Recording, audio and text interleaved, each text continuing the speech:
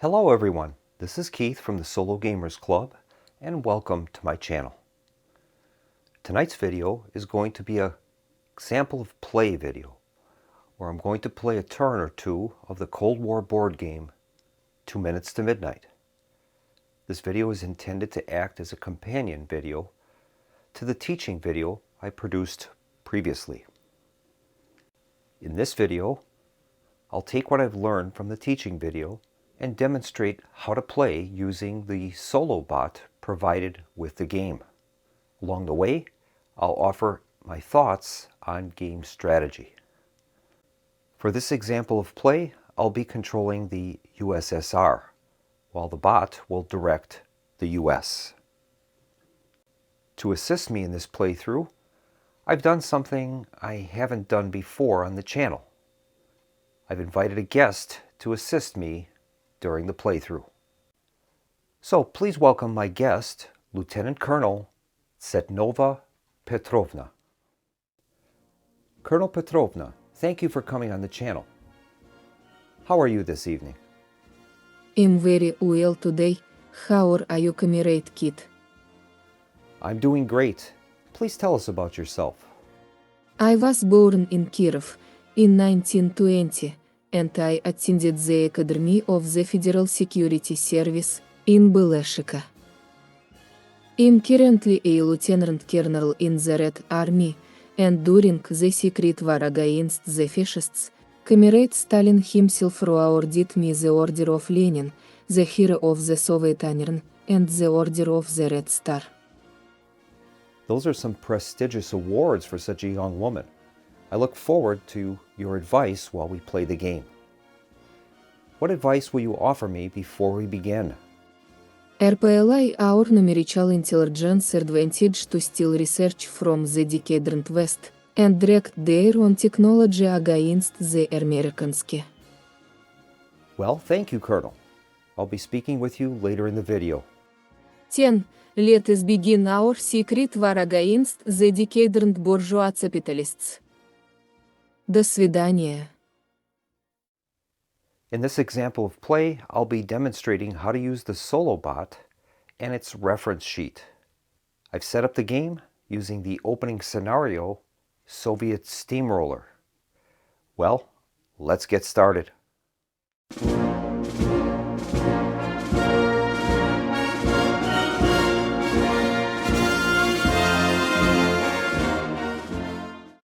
All right, the game is now set.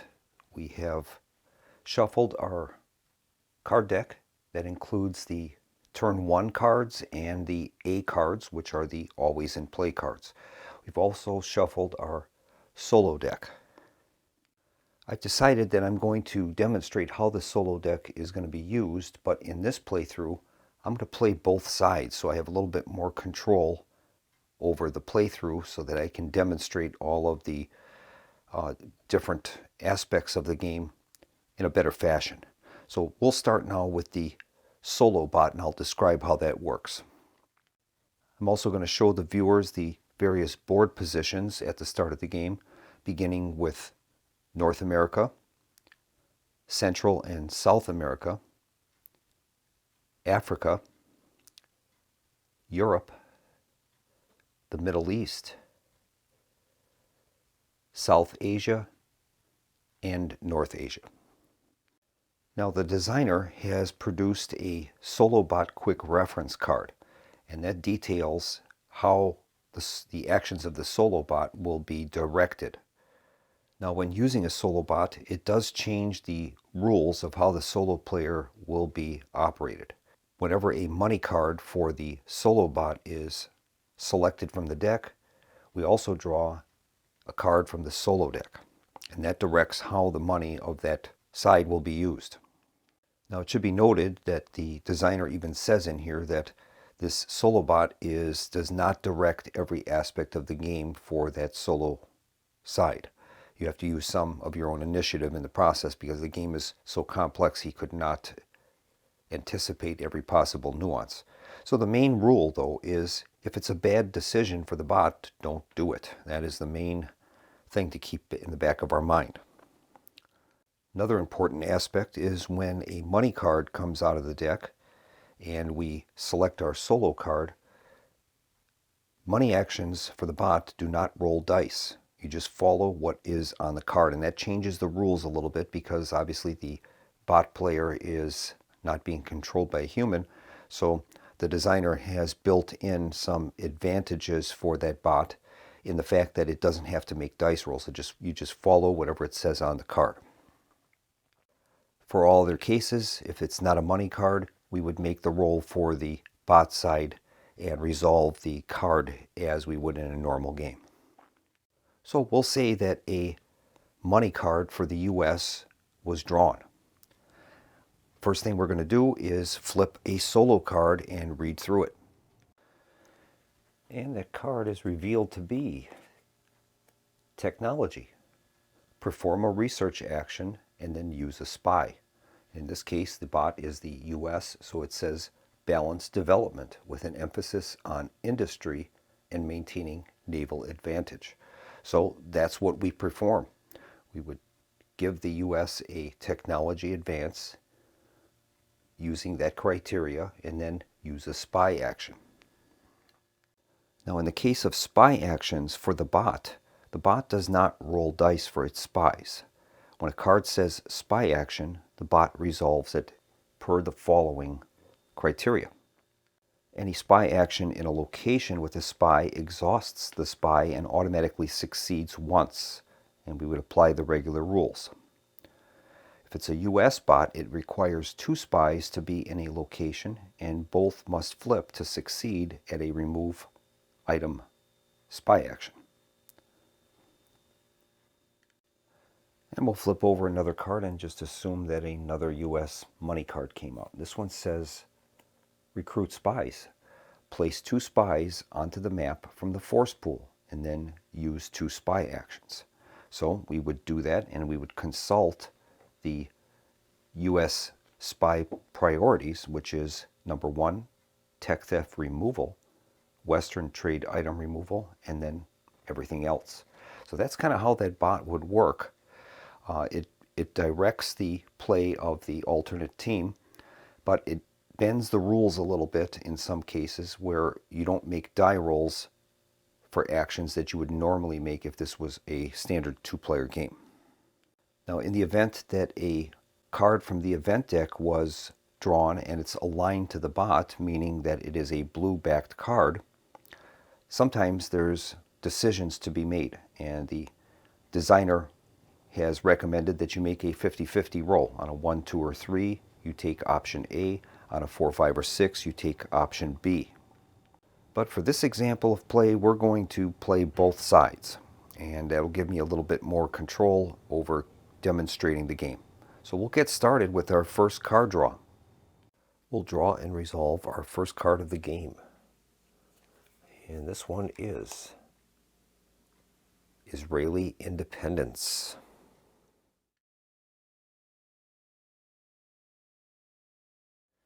Now this is a blue card that would allow the US to take 2 spy actions before or after resolving the card. I think the US will wait until after we resolve the card. So we're going to make a roll and see what happens.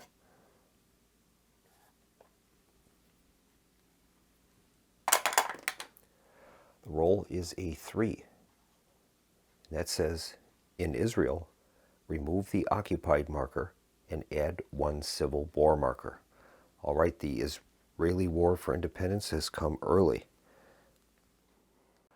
So we remove the occupied marker from Israel and we place a civil war marker, and that's going to represent the Arab forces attacking Israel following their declaration of independence. Now, as that card was a blue card, that entitles the US to take up to 2 spy actions. They're going to take one of their actions with the spy that they have in the US, and they're going to attempt to secure that tech theft counter to prevent the KGB from stealing that. That's more than likely the plans to the Manhattan Project. We will foil the plans of the decadent capitalists. So as we have a spy in the same location as the action will be taken, we'll be able to roll 2 dice. And we're looking for a result of 5 or greater to send that tech theft counter back to the supply. Here's the roll. And unfortunately, the US has rolled a 4 and a 1. So they failed, and that is going to spend spy, and that Manhattan Project technology is still there. Now the Israeli independence card for that result says remove, so that card is removed from the game and we won't see that again. The civil war in Israel is going to be an opportunity for the Soviets. All right, we'll resolve our next card. This time we have popular unrest. Okay, we're going to roll a die and see what happens. Okay, the result is a 2, and it says both sides must remove that much investment from the map due to corruption. All right. So each side is going to have to remove 2 investments from the map. Then the card will be cycled. The Soviets are going to take care of their selections first. Well, there's only one Soviet investment, and that is in China. So that is going to have to be the one that is going to be removed. The U.S. currently has 3 investment counters on the board. They have one in Greece, one in India, and one in Indonesia. I think we're going to leave the investment that we have in Greece, since that is a democracy, and we'll take the investment from India and from Indonesia. And so the card says cycle, so we'll put that into our cycle deck. And we'll resolve the next card. Okay, this one is a Soviet money card. All right, I'll bring up a list of the possible actions that we can do with a money card, and we'll check the list out and see what the Soviets want to do. I think the Soviets are going to choose option 6, and they're going to place 2 spies. So we'll take 2 spies from our force pool, and we can place them anywhere on the board. There's a tech theft counter in the United Kingdom, so I think we'll place one of our spies there.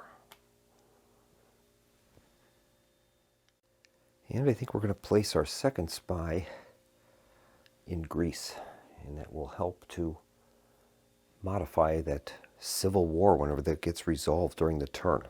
We could have equally placed the spy in Israel for the same effect. Now, as this was a red card, the Soviets can do 2 spy actions. Then the card will be cycled, so we'll put that into our cycle pile. And I think the Soviets are going to attempt to steal some tech theft tokens. And we'll begin in the United Kingdom. We have a Soviet spy in the UK. We're going to spend that spy, and he's going to attempt to steal that tech theft counter. Since he's in the location, he'll be rolling 2 dice, and he needs a 6. And he is successful. He has 2 6s.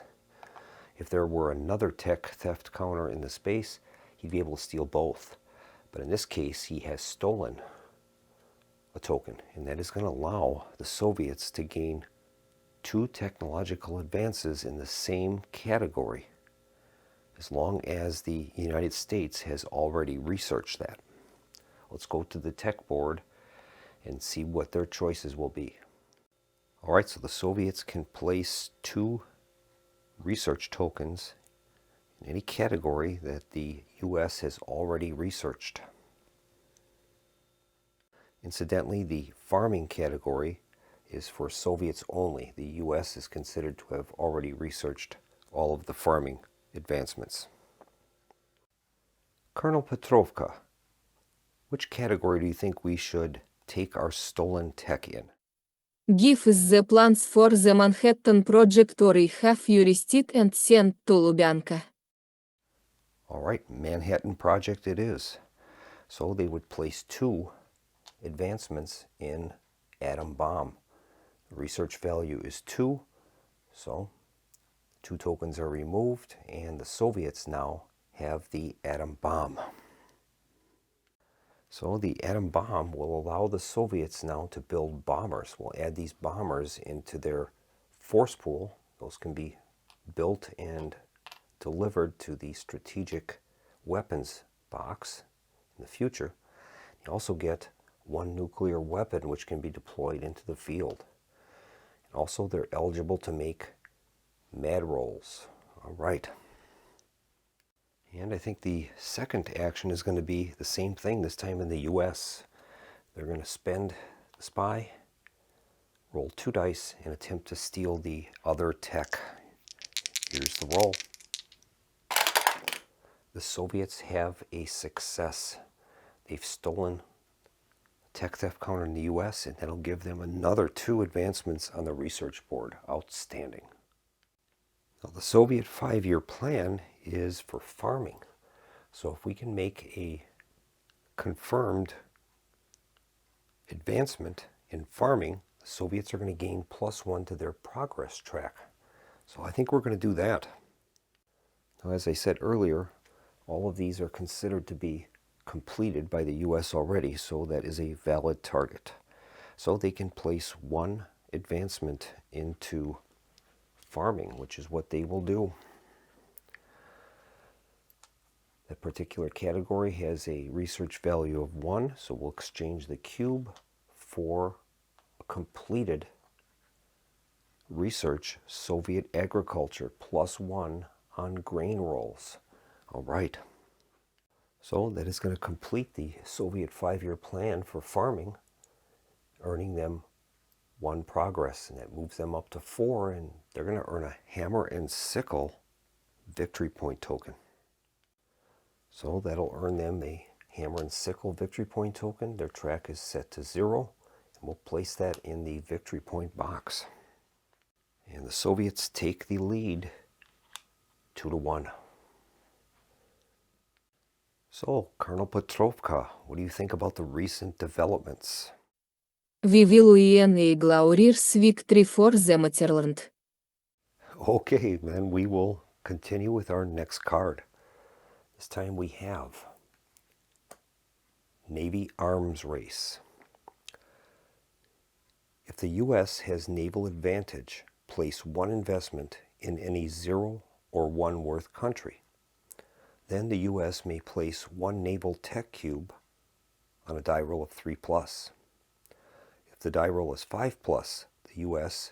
may also place 1 cube on any tech.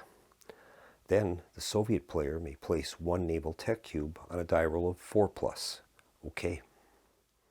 Well, the U.S. has currently a +1 advantage in the naval balance. And I think the U.S. will place their 1 investment in Israel. Will help to support the Israelis in their civil war. And then it says the U.S. may place 1 naval tech cube on a die roll of 3+. Okay, let's give them a roll.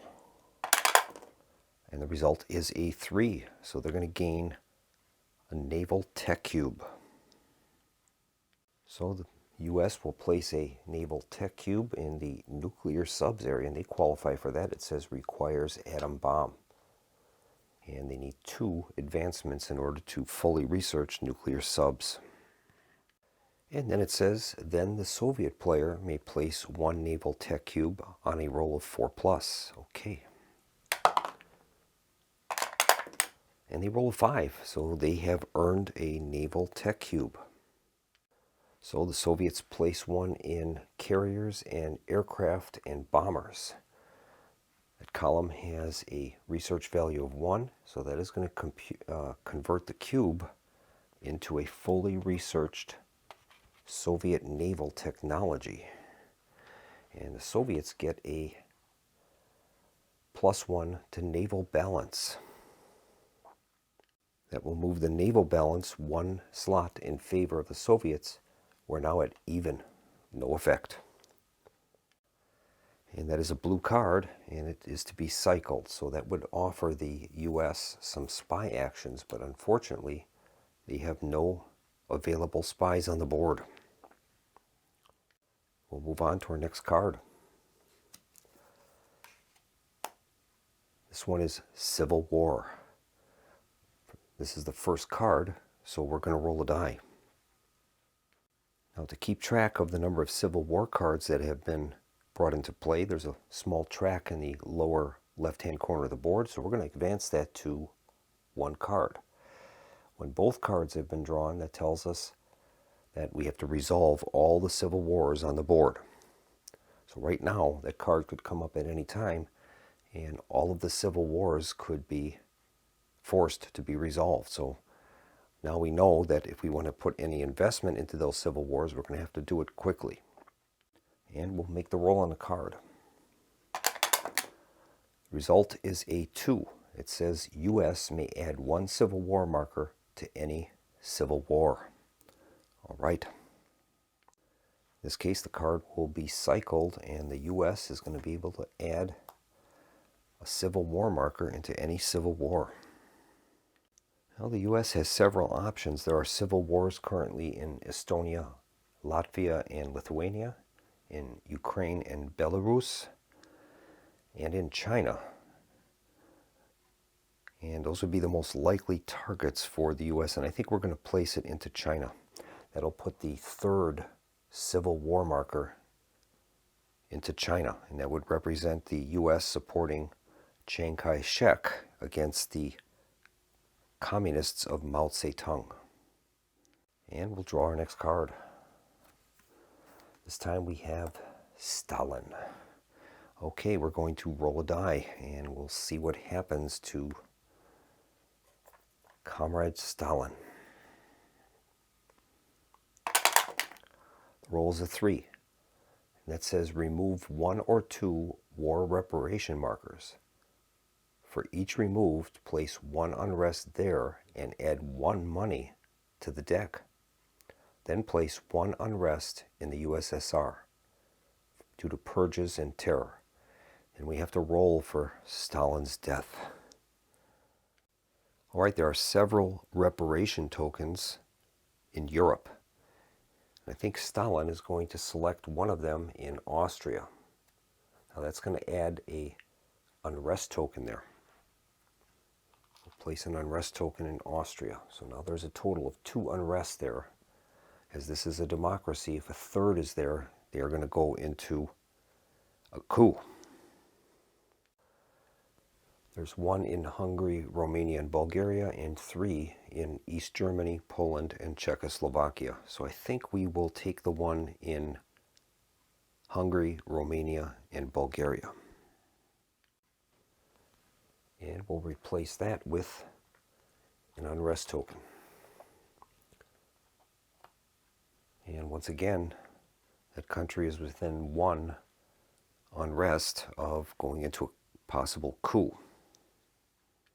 The card says, for each removed, place 1 unrest there and add 1 money to the deck. So the Soviets are going to be shuffling in 2 reparation cards into the deck. That's going to give them 2 more chances for, these are 2 money cards basically. And then it says place 1 unrest in the USSR from purges and terror, and then we're going to roll for Stalin's death.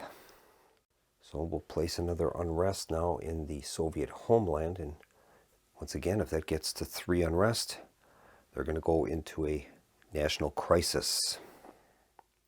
And now we'll make the roll for Stalin's death. It says Stalin dies on a roll of 4+ on turn 1, which is, this is turn 1.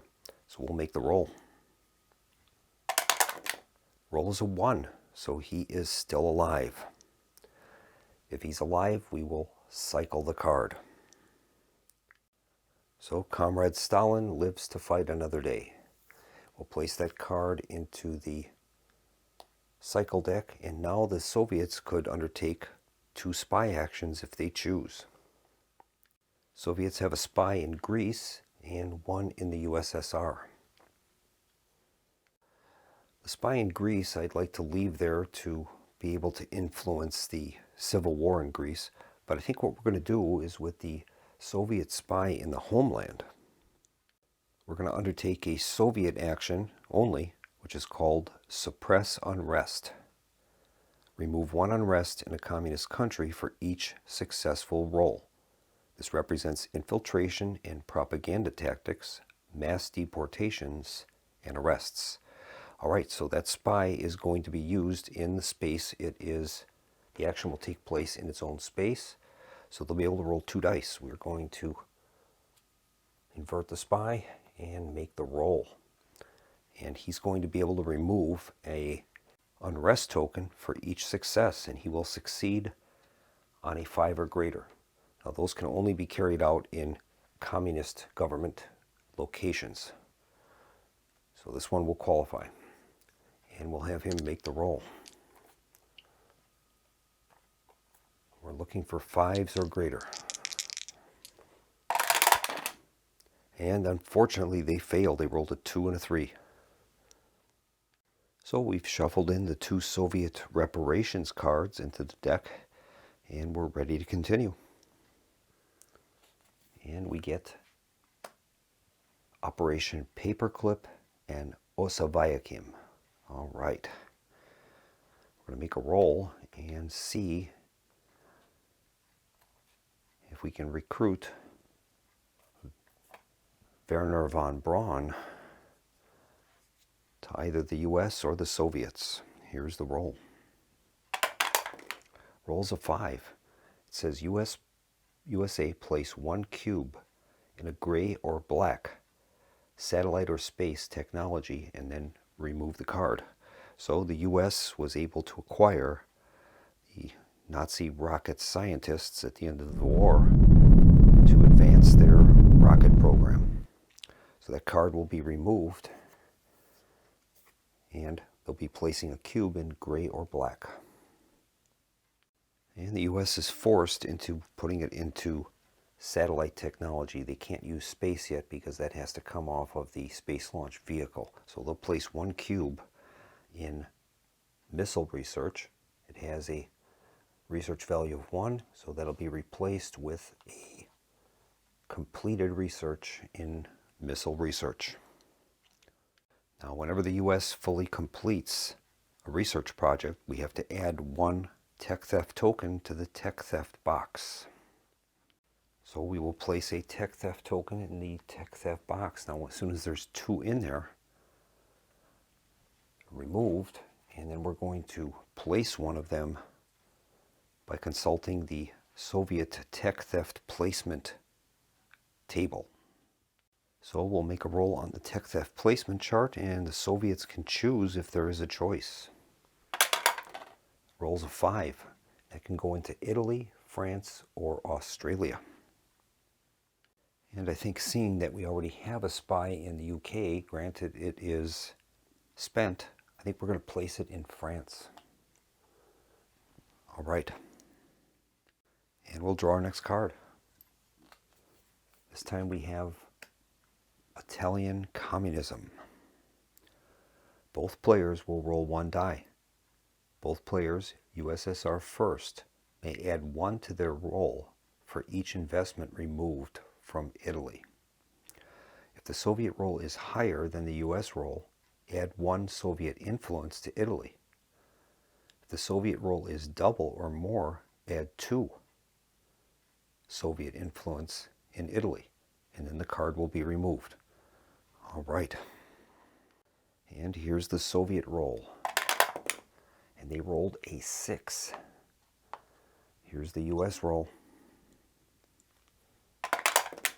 And the US rolled a 6. That was lucky for them. So in this case, nothing will happen. The Soviets had to roll higher than the US in order to add 1. So we missed an opportunity there. The card is removed from play. I accidentally placed the Paperclip and Osavayakim card in the cycle deck, and this is supposed to be removed, so that'll be removed. Soviets are eligible to take a spy action, but they won't do it at this time. We'll resolve another card. And this time we have Berlin Blockade. The USSR player may roll the die. All right. And I think we're going to pass on that. The results on this are, if the roll went bad, would cause us to go into unrest in the USSR, possibly. So I think we are just going to remove the card. And the Soviets will not use any spy actions. We'll draw the next card.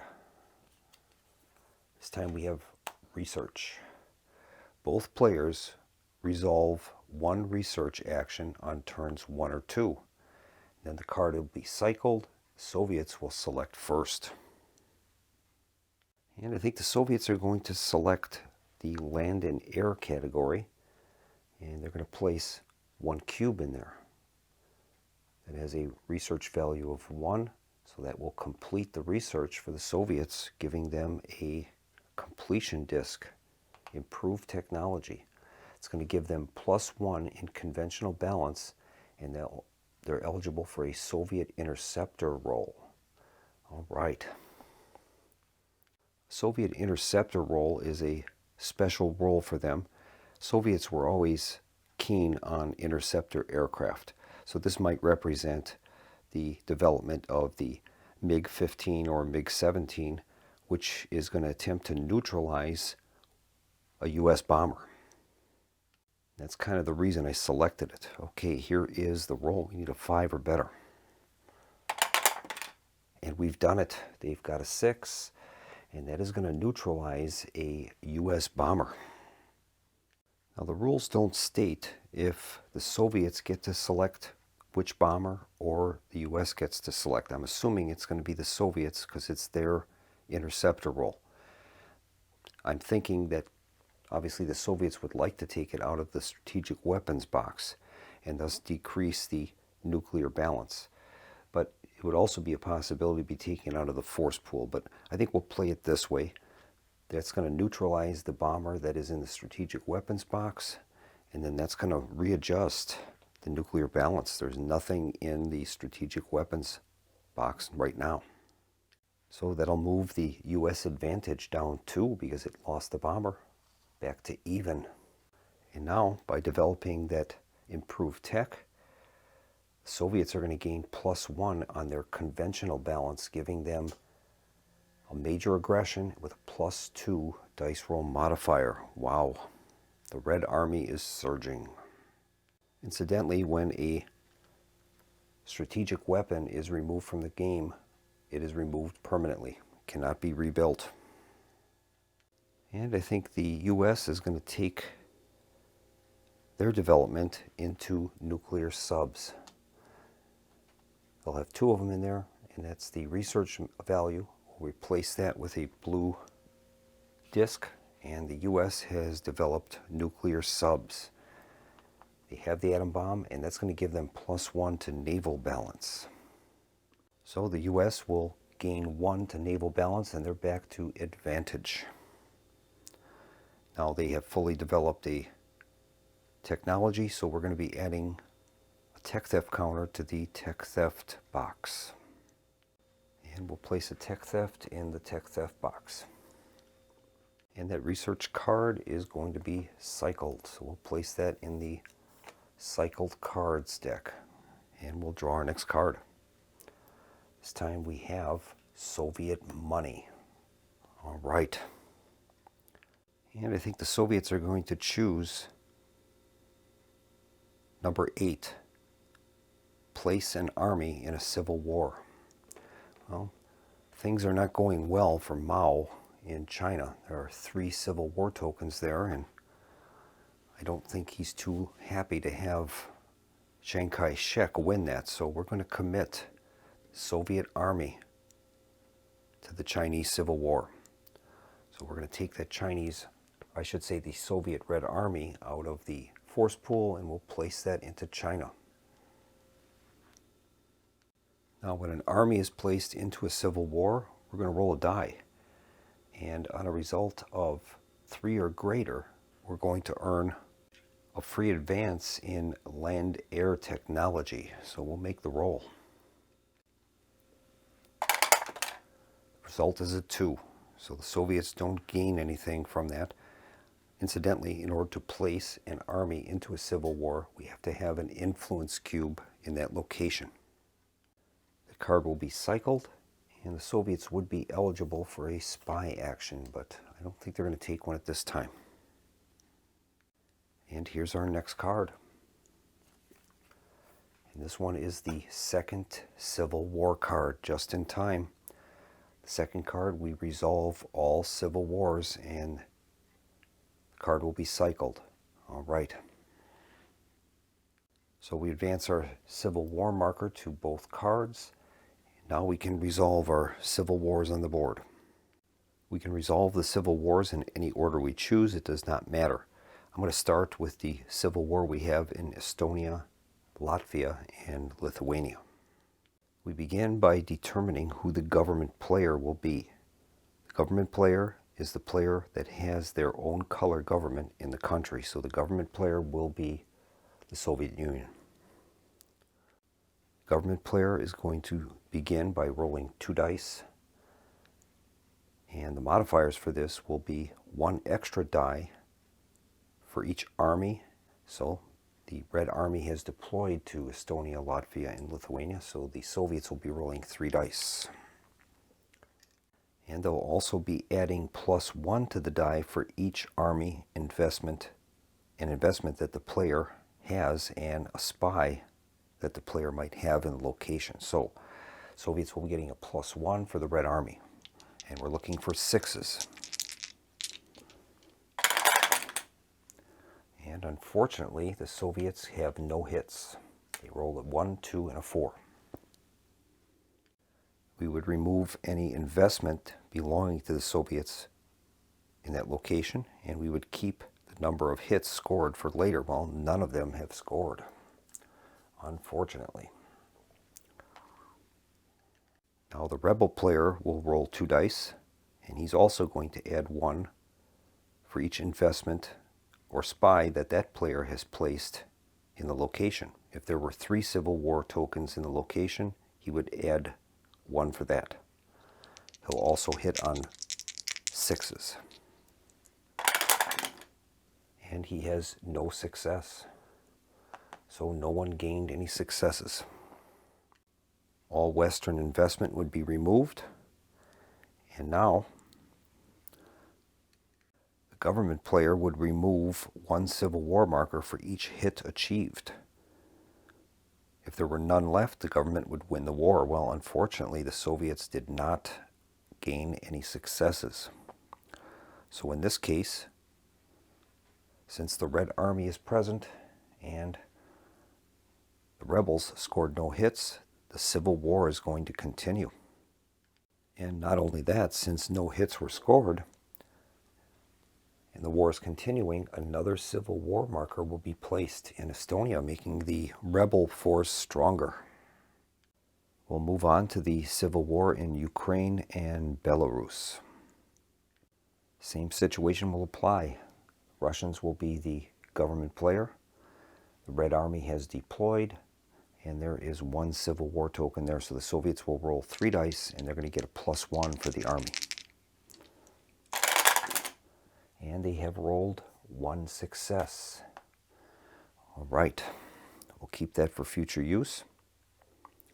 And now the rebels will roll their dice.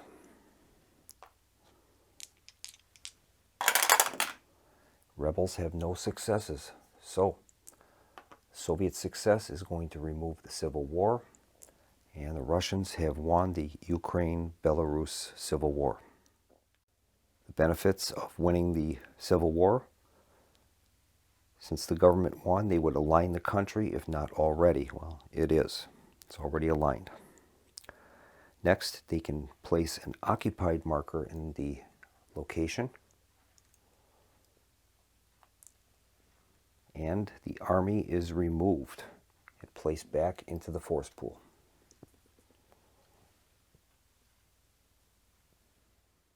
And the country would be set to 1 unrest. In this case, the occupation marker will serve as the unrest marker. Since the Soviets won the Civil War, they're going to gain 1 on their progress chart, and 1 because they had an army present. So they're going to gain 2 on their progress chart. It's outstanding. Next civil war we're going to resolve is in Greece. There's a U.S. investment and a Soviet spy present with one Civil War token.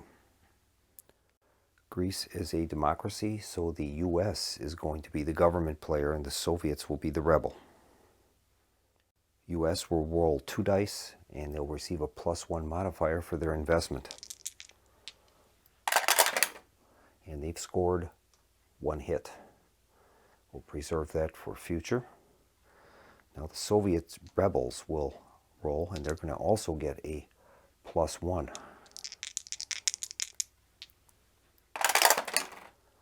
And they would have scored a hit. They have a 5 + 1 is 6. U.S. investment would have to be removed. Government player scored 1 hit. He will remove the Civil War token, and the U.S. is going to win the Greek Civil War. So the government has won. That means they align the country, placing an alignment cube in there for the U.S. There are no armies present, so the unrest will be set to 1. And the U.S. has won the Greek Civil War. We'll move on to the Israeli Civil War. U.S. has 1 investment there, and they will be the government player. There are no armies present, so the U.S. will roll 2 dice and get a +1. And they have rolled no hits. Now the rebel player will roll his dice. He has no modifiers. They've rolled 2 successes. And since the government player rolled no successes and rebels rolled 1 or 2, the rebels win the civil war in Israel. The Arabs have won. When the rebels win, the government is overthrown. All influence to the rebel player. If none present, place 1 rebel influence. So we're going to flip that influence from U.S. to Soviet.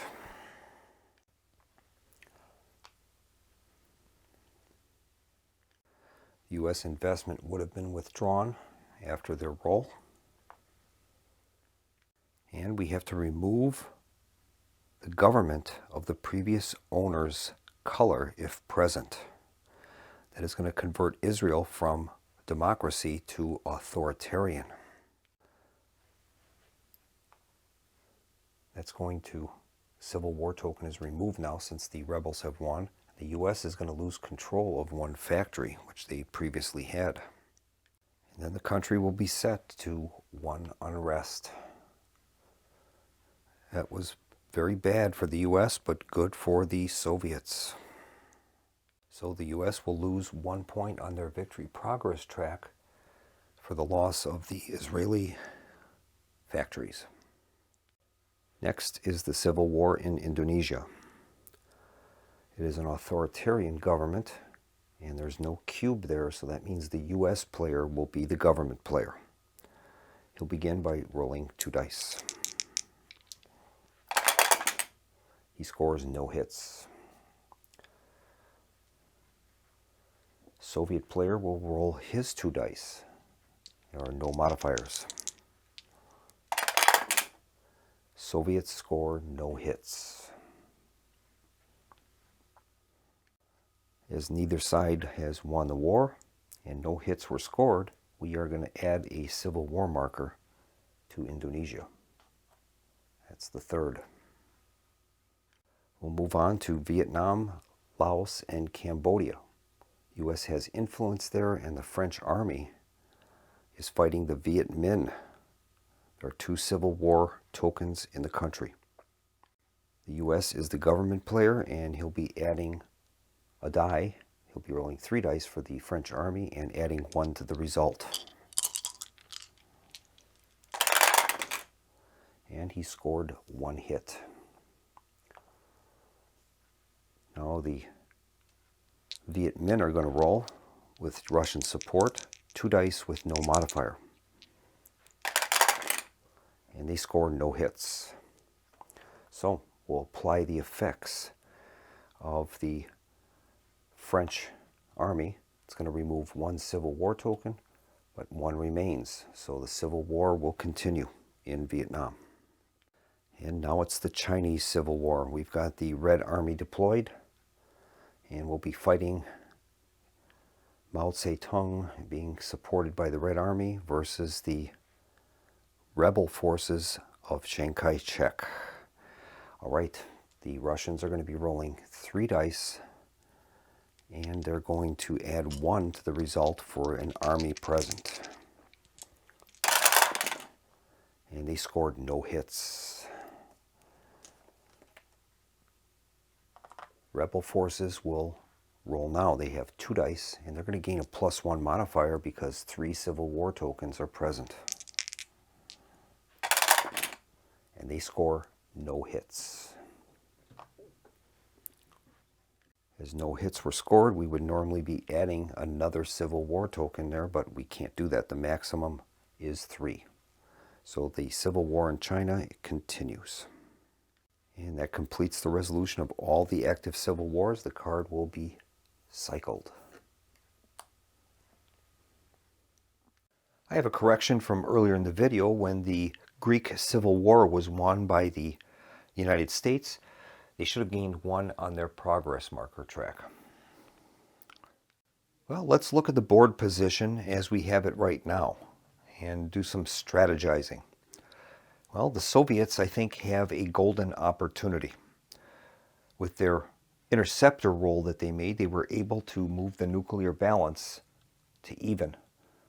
That would put a mad roll at 5 or greater for each player. Now, the Soviets have managed to increase their conventional balance to maximum. They're at +3. That allows them a major aggression with a +2 dice roll modifier. This is a golden opportunity for the Soviets, and we'll take a look at Central Europe right now. Soviets have a golden opportunity with the strategic nuclear balance being even. Soviets could launch a major aggression from East Germany into West Germany and the lowlands, and they would have a very good chance of taking that out.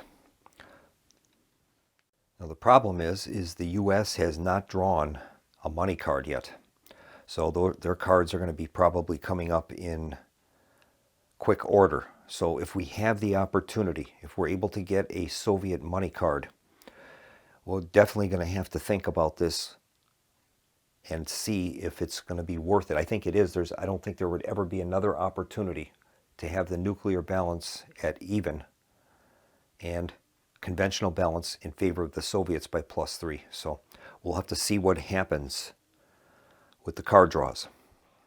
Now the problem with this is that the Allies, I should say the Western powers, have +1 on the naval balance chart. So that would give them a -1 modifier to this potential aggression that we're thinking about.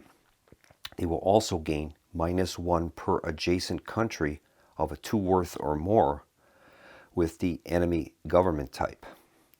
So in this case, both France and the United Kingdom would be giving Germany the roll for the attack in West Germany a -2, so they would have a total of -3 for the attack. We would be gaining +2 for our conventional balance. So in order to really accomplish this, I think the Soviets would probably need to try to move the naval balance down, and possibly, if they could increase the nuclear balance in their favor, that would make the mad roll for the West a 6. So we'll have to think about this. We'll see what the cards are. If it comes up with a U.S. card, they're going to probably be able to stabilize the area, and our opportunity might be lost. We'll see. And we're ready for our next card. This one is the Chinese Civil War. If China is in civil war, roll a die. Well, China is in civil war, so we're going to be rolling a die. The roll is a 6. It says add the China army in China and remove the card. All right. So in addition to the Soviet Red Army, we're also going to have the Chinese Communist Army. The card is removed, and the Soviets would have 2 spy actions available to themselves if they choose. The only available spy we have is in Greece. And I think they're going to try it. We're going to spend the spy that we have in Greece. And he is going to attempt a place unrest action. It's going to be a 2d6 roll, and he needs a 6 to succeed. +1 if any unrest in a worth 0 or 1 target country. And that is the case. We have unrest, and it is worth 1. So the Soviet spy will make the attempt at placing unrest, and this would be enough to send Greece nearly into a coup. They're going to roll 2d6. Each success will place an unrest. And they failed. They've rolled a 4 and a 4. So that attempt did not help us, but it was worth the try, I think. And we're ready for our next card draw. And this time it is a U.S. money. All right. And I think the U.S. is going to build military. They're going to place one of their bomber units in the strategic bomber box to get their nuclear balance back in their favor. So we'll take a bomber from the force pool and place that in the strategic weapons box. And each bomber is going to move the track by 2.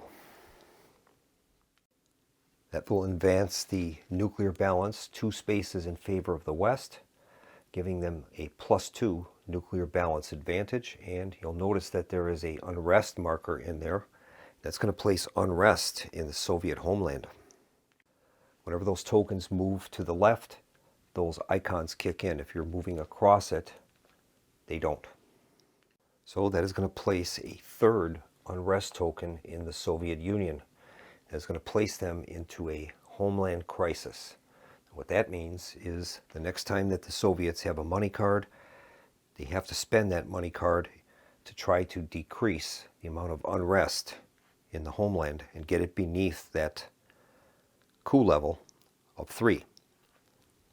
Forces them to disregard all other actions other than paying back debt. That has to be serviced first.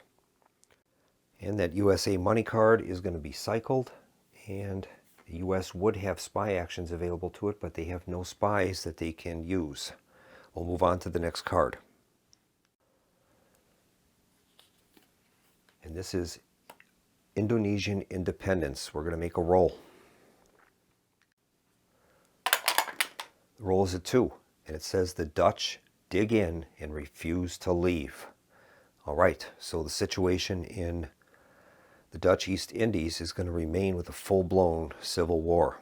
Historically, the Dutch, under great pressure, finally decided to leave, but this time they're not. So that card will be removed. So the situation in Indonesia is continuing to be a festering sore. And the next card. War reparations. All right, we're going to make a roll. We'll see if the Soviets are going to take more reparations or not. Roll is a 2. That says cycle if turn 2 remove. So we'll cycle the card. That'll go into the cycle bin, and we'll draw our next card. And we've got Tito, the strongman of Yugoslavia. And we're going to roll a die. And it's on a 5+ if Stalin is the Soviet leader. Well, he is. Otherwise, we would do the following below. So we will make our roll. The roll is a 5, and it says if Stalin is the leader, Tito persuades the Soviets to intervene in Greece. Add 1 Soviet investment in Greece and 1 in Hungary due to increased trade with Yugoslavia, and 1 unrest in the USSR. Oh boy. So Soviet investment is going to be placed into Greece and into Hungary, Romania, and Bulgaria. But another unrest token is going into the Soviet Union. Normally you can never have more than 3 unrest tokens in a country, but not in a homeland. There's no limit to the amount of unrest that can be placed in a homeland. So the Soviets have 4 unrest tokens. And the Tito card will be removed. We'll continue on with our next draw. And this time it's a USA money. All right. And I think the best thing that the West can do is to build military, and they're going to add an additional bomber to the strategic warfare box. That'll place a second B-36 in the strategic weapons box, increasing the strategic nuclear balance by 2 in favor of the West.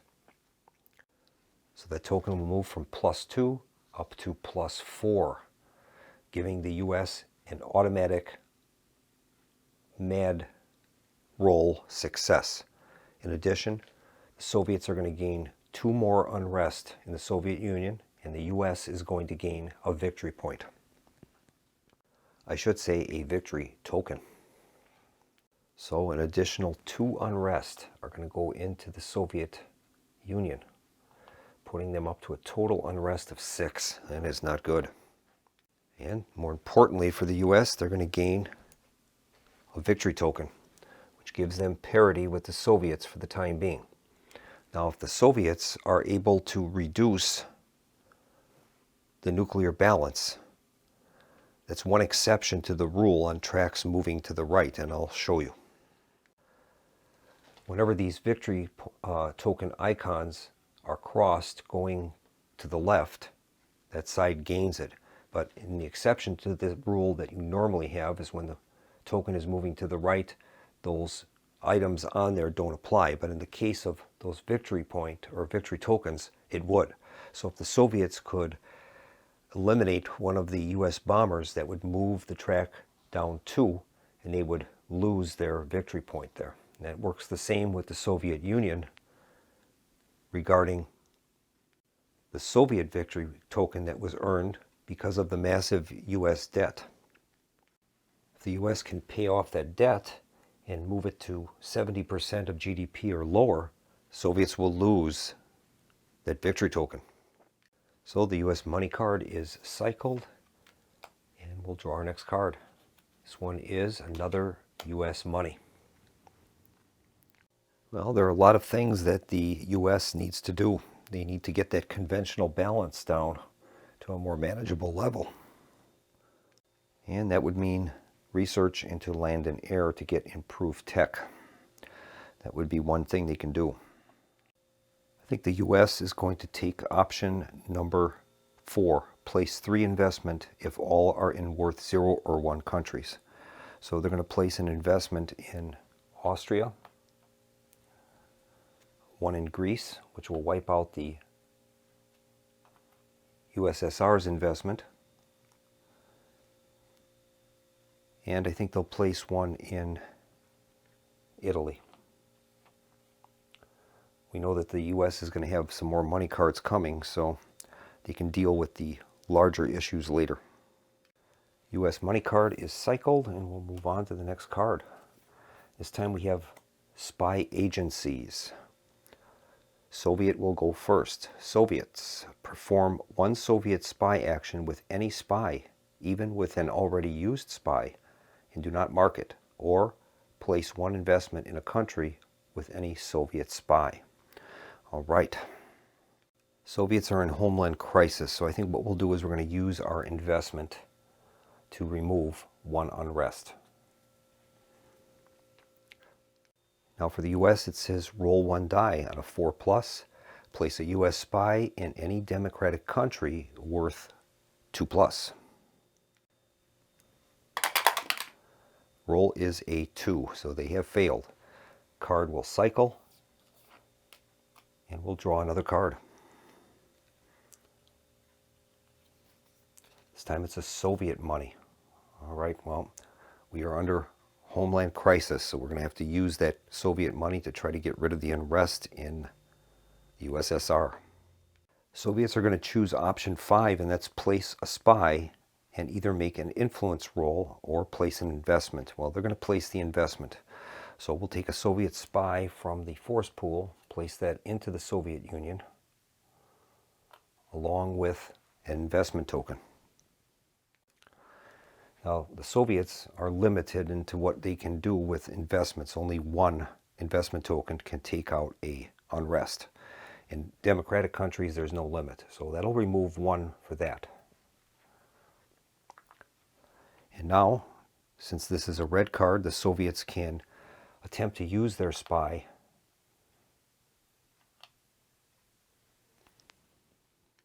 to suppress unrest. And he'll get 2d6 roll, and they need a 5+. For each success, they can eliminate an unrest token.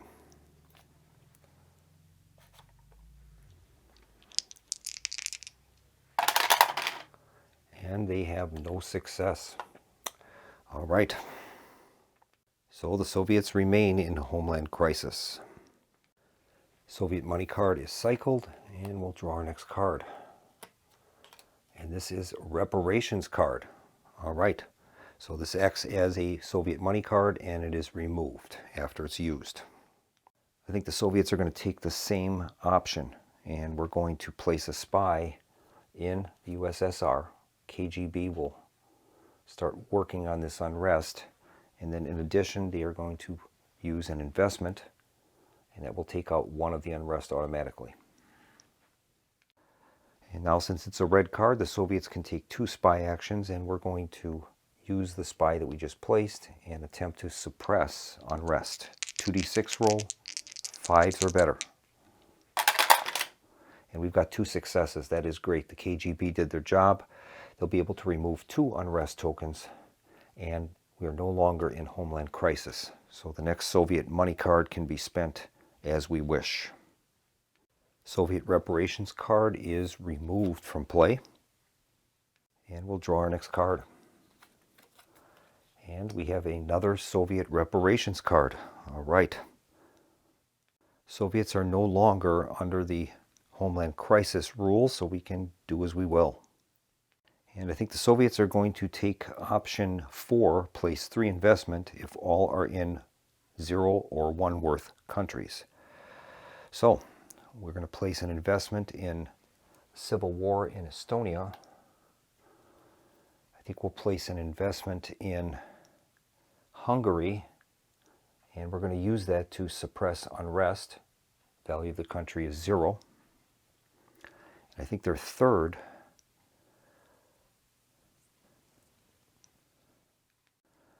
will be placed in Greece. And here's the next card. We have a USA money. Now that Soviet card should be removed. We have a USA money. US is going to choose option 4, place 3 investment if all are in 0 or 1 worth countries. So I think they'll place one in Italy, one in West Germany and the lowlands, and one in Greece. Now, when you place an investment, you have a special action that you can do, and they're called investment mini actions. We can remove an investment in a country to remove an unrest, or we can roll to remove a trade or destruction marker, and I think that's what they're going to do. They're going to begin by trying to make the roll in Italy. They're going to roll 2d6. The success will be on a 6+, and they gain +1 for each investment, so they'll be adding +2. And they've done it. That will remove the destruction marker in Italy and all the investment tokens that were used. And the US is now going to, it has the proper color. We have the influence token.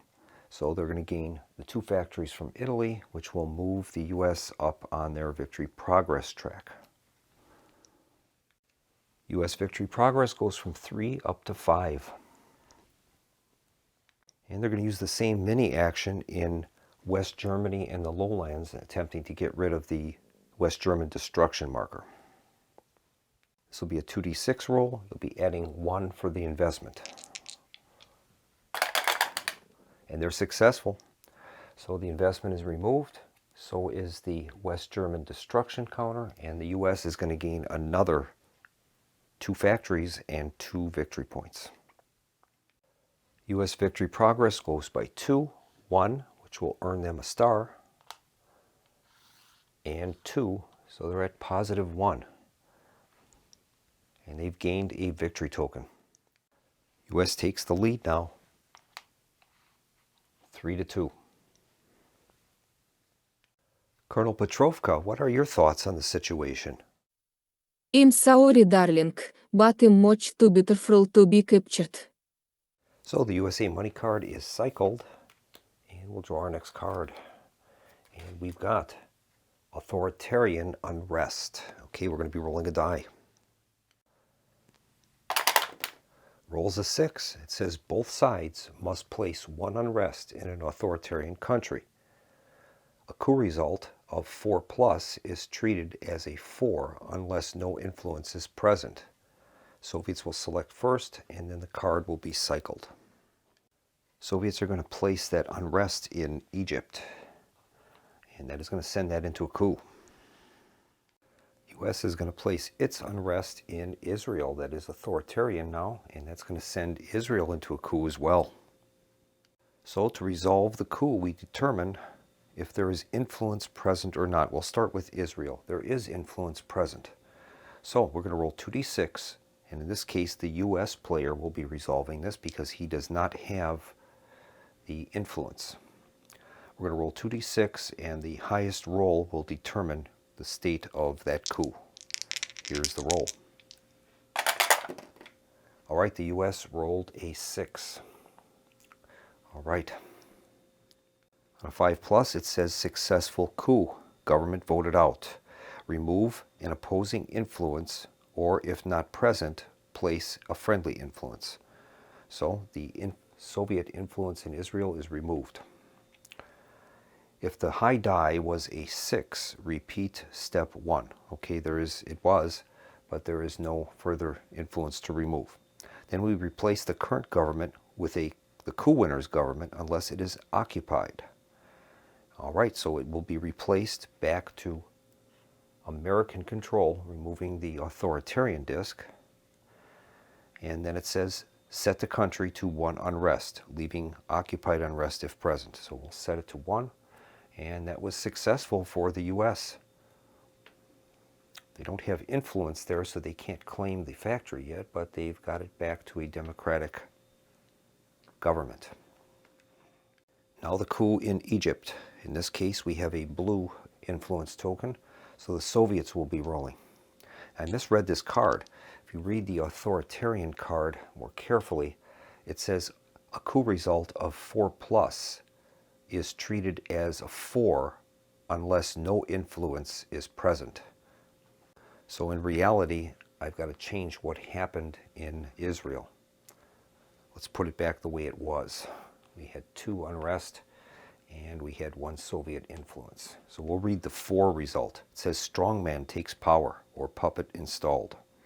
Remove an opposing influence if not present, and place a friendly influence. All right, so in that case, then, the Soviet influence will be removed and a U.S. influence will be placed. And it says replace the current government with an authoritarian government unless it is occupied. If it is occupied, the government is not altered. Okay, well, that was an authoritarian government. I forgot to put that back, so that would remain that. And then it says set the country to 1 unrest, leaving an occupied unrest if present. So that is the current condition in Israel. Same situation will apply in Egypt. We're going to roll, Soviets will be rolling 2 dice. And the highest roll will control, but if it's greater than a 4, it'll be a 4 will be the result. And it is. So we're going to read the 4 result for Egypt. Strongman takes power. Remove an opposing influence, or if not present, place a friendly influence. So The U.S. influence is removed from Egypt. Replace the current government with an authoritarian government unless it is occupied. If it is occupied, the government is not altered. So Egypt will remain authoritarian, and then we're going to set the unrest to 1, leaving an occupied if present. So that will be the condition of Egypt following the coup. So the card is cycled, and we'll draw our next card. This one is a U.S. money card. I think the U.S. is going to choose option 4, place 3 investment if all are in 0 or 1 worth countries. So they're going to place 1 in Austria, 1 in Israel, and another point in Turkey. All right, now we can take our special action in Austria if we choose. And they're going to use that investment they placed in Austria to remove an unrest. U.S. money card is cycled, and we'll draw our next card. And we have a Soviet money card. Soviets are going to use option 4, and they're going to place 3 investment if all are in 0 or 1 value countries. So we're going to place an investment in China, 1 in Estonia, Latvia, and Lithuania. We have to get rid of that civil war there. And I think they're going to place 1 in Iran. Soviet card is cycled. And we'll draw our next card. And that is Nazi spies. All right, I'm going to make a die roll and see if the former Nazi spies can be converted to the Stasi. Here's the roll. Roll's a 3. It says place 1 Soviet spy in Eastern Germany or any country adjacent, and then remove the card. All right. And I think I will place that Soviet spy in East Germany. Soviets would be entitled to 2 spy actions because it's a red card, but we won't do it at this time. Nazi spies card is going to be removed. And we'll draw our next card. This one is Popular Unrest. Okay, we'll be making a die roll.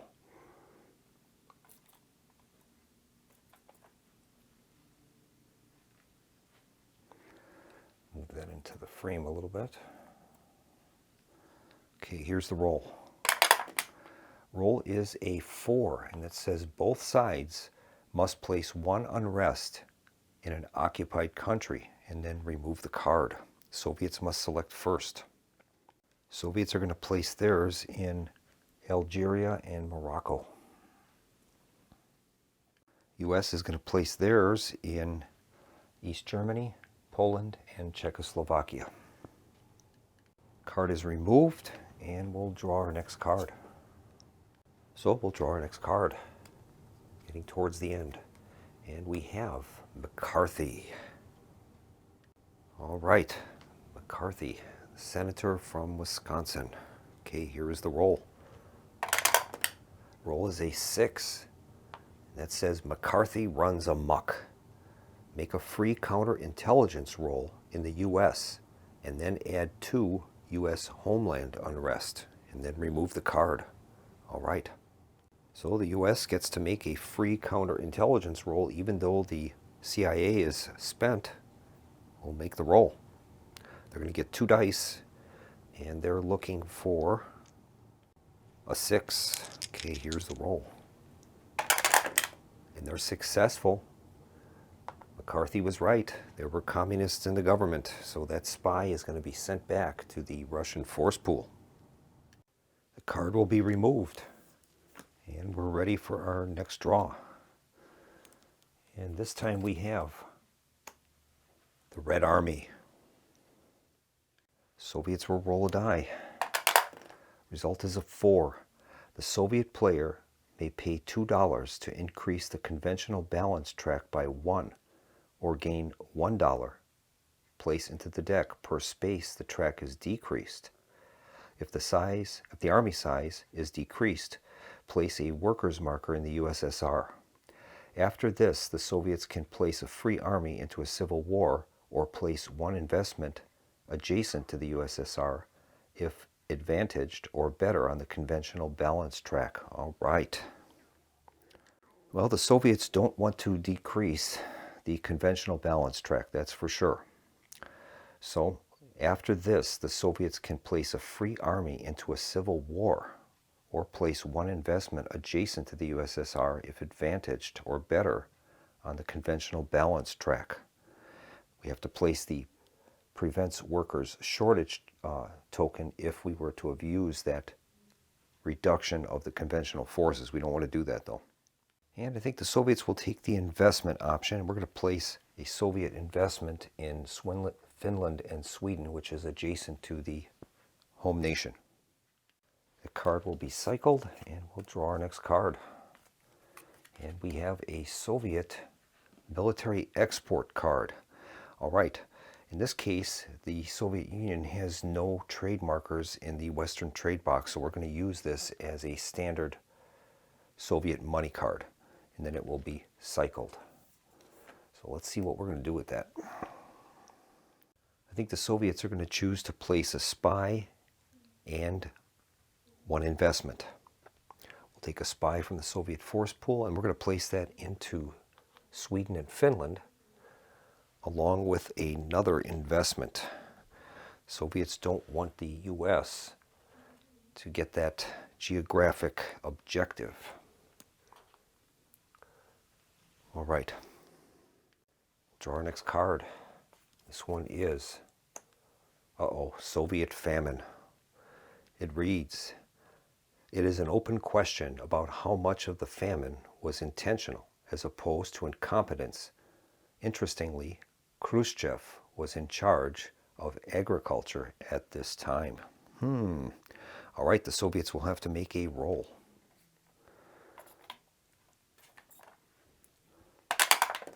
Roll is a 1, and that is no effect, and we can remove it, so that's good. We dodged a bullet there. We'll continue on with another draw. Getting close to the end. We have the Atomic Energy Act. All right. Let's see what's happening with that. We're going to make a roll. If no Soviet spy is in the UK, well, we have a Soviet spy in the UK, so we're going to make a roll if a Soviet spy is in the UK on a 2+. All right, let's make the roll. The roll is a 1, so the card will be removed. Is that right? Yes. We have to roll a 2 or greater if a Soviet spy is in the UK, and there is. The U.S. would deny nuclear technology exchange to the UK, remove one U.S. influence in the UK, and then remove the card. But in this case, we did not pass that test. It's a 1. So the card is removed. We lost an opportunity there. And now we'll draw our next card, and this is the last card. And it is Proxy War. We're going to roll a die, and we get a +1 if Stalin is alive for the first roll only. +1. Roll is a 1, that's modified to a 2. It says military intervention is not authorized. The card is removed. All right, that completes the first round. We'll go to the end of turn phase. We begin by moving the turn marker to the next turn and resetting the Civil War helper track. So we're going to move to turn 2, 1951 to 1955.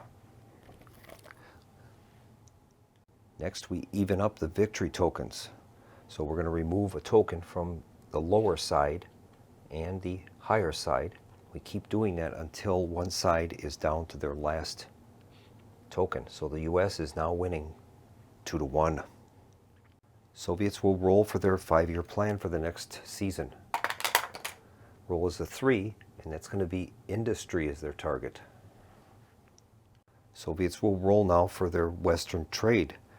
Be a -1 DRM because Stalin is alive. He did not want to have too much to do with the West. Roll is a 2. minus 1 is 1, and they're going to gain nothing. Now the Soviets will roll for a new tech theft. Roll is a 1, and that's none. Now we would roll for a new Soviet leader, but Joseph Stalin leads until his death. We would also place any cubes that would go into the reforms track, but Stalin has no reform, so we don't have to worry about that. Then we would remove any one embargo token from the Western trade box. There are none there. And we roll for the US president. And we've got a 4 and a 5. Now there's some dice roll modifiers here. Minus 1 per unrest in the US, there is none, and plus 1 if the US is losing. Neither of those conditions are true, so 4 and 5 remain the presidential's capabilities. Looks like Truman was reelected. Now the US debt track will move 1 space to the right, down to 80% GDP. And then all spies on the board are flipped to their active sides. All right, all spies have been activated. Then each homeland would add an unrest if there was a foreign nuclear weapon within 2 spaces of their homeland. There is not. And we would remove any discs on code breaking and discard all intelligence assets and collect new ones if one side is advantaged. Well, they're not. Then we would apply a tech cube for mainframe computers if researched. It is not. Then we're going to take the discard pile of cycled cards and add in the new cards for the new turn. So the turn 2 cards have been mixed with the cycle cards, and we've shuffled that deck for turn 2. And finally, the Soviet player would make a roll on his oil production if it was in the 5+ range, and he would add a oil card if they rolled 5 or 6. Well, Soviet oil is at 0, so that won't happen. And that officially completes turn 1 of 2 minutes to midnight. And I think that's going to complete this video. I think what I'll do now is just discuss a little bit of the strategy involved, and then we'll close out the video. Well, you can see from the playthrough that it's a good tactic to place unrest into enemy countries, especially authoritarian ones that have enemy influence in them. It's a good way to get rid of it. So it's always a good tactic.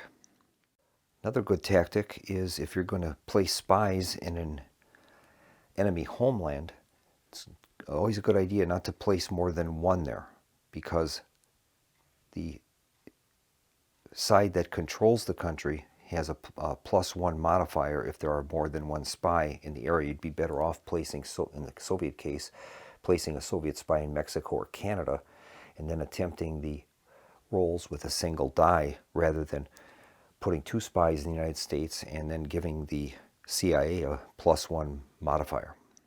Soviets really had a golden opportunity when they were able to bring the nuclear balance down to even, and they have +3 on their conventional balance, but it just didn't work out. The cards have to come out in the right order for that to occur. Soviet tech theft was very successful, and that was able to award the Soviets a lot of research that would have taken them a long time to acquire, namely the atomic bomb and some naval and land and air improvements, including also the farming. You can see the destruction of civil wars and why they need to be stamped out as quickly as possible. Soviets struggled with that a little bit. They still have a civil war going on in Estonia, Latvia, and Lithuania, and a contested one in China. We've moved in the Red Army, and the Chinese Communist Army have been moved in. That should be able to suppress it. There are also civil wars going on in Vietnam, Laos, and Cambodia, and Indonesia. The Dutch refused to bend. One thing that did not happen is whenever an army is deployed, if the rebel forces get hits, that places unrest in the home country of whatever that army is.